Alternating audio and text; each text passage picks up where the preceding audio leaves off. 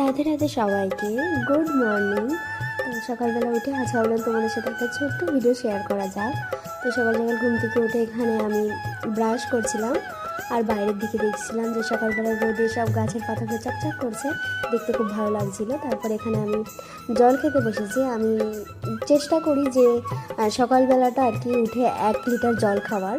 তো এখানে সেটাই খাচ্ছিলাম আর বসে বসে আমি আমার জগন্নাথকে দেখছিলাম। তোমাদেরকেও দেখাবো আমার জগন্নাথকে, এই দেখো।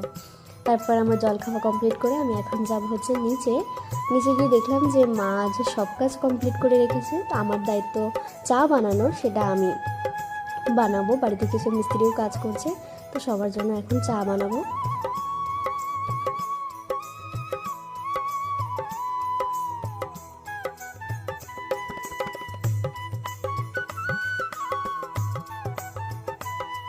এখন চাগুলোকে ঢেলে নিয়ে যাব হচ্ছে পিছনে, কারণ পিছনে ঘরের কাজ হচ্ছে। এখানে সবাই আছে, আমরা সবাই মিলে একসাথে বসে এখানে চা খাচ্ছি।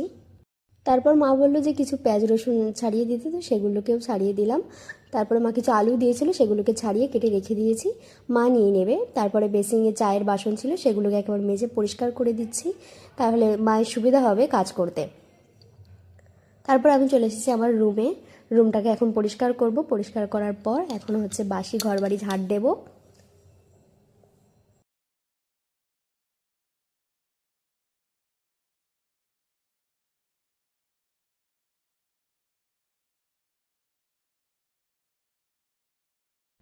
এখন সব কাজ প্রায় কমপ্লিট। এখন যাব ওপরে, চান করতে যাব, কারণ আমি সকাল সকালই চান করি, মন্দিরে যাব তার জন্য।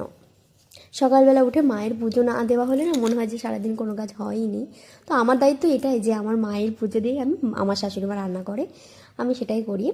তো তোমরা সবাই ভালো থেকো, সাবধানে থেকো। দেখা হবে আবার নতুন কোনো একটা ভিডিও নিয়ে। রাধে রাধে।